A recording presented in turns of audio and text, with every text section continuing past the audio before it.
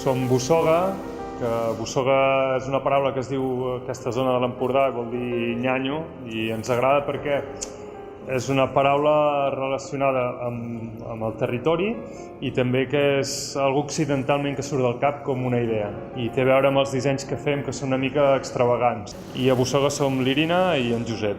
Fem sobretot murals ceràmics, tercer foc, fem serigrafia, fem servir aquesta tècnica que s'utilitza molt poc avui en dia, i fem sobretot rajoles, però també en el volum, tal com podeu veure en aquesta exposició. Els nostres dissenys ens caracteritza que fem aquests estampats són una mica cridaners, no? Ja és el forat que hem trobat en el mercat. Objectes quotidians, objectes animals o material que tenim al dia a dia i que els hem absorbit perquè són dissenys d'alguna manera perfectes. Per exemple, el plàtan, ergonòmicament, s'adapta a la mà, es pela molt fàcilment, no et regalima el suc com passaria amb un préssec o amb una taronja, i a més et quedes tip una sola persona, no? Obres un meló i sempre te'n sobra. El plàtan és perfecte.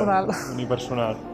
I a més, amb la pela pots crear una arma de destrucció massiva, no? Li deixes davant de la porta del veí que no et cau bé i zas, rellisca. I igualment amb el porc, que s'aprofita tot, no? És un animal perfecte i a més treballa el fang, com els ceramistes.